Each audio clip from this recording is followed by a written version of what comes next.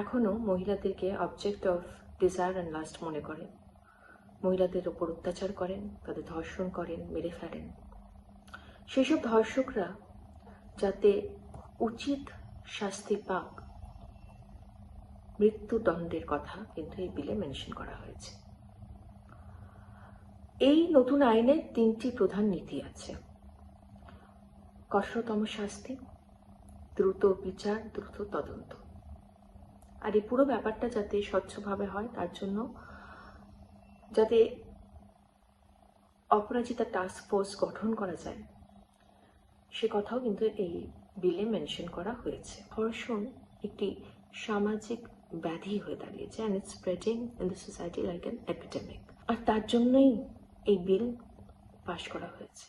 এই পুরো মুভমেন্টটা কিন্তু রাজনীতির ঊর্ধ্বে নিয়ে যেতে হবে, কারণ আমার মনে হয় যে আমাদের প্রত্যেককে কিন্তু এই লড়াইয়ে সোচ্চার হতে হবে।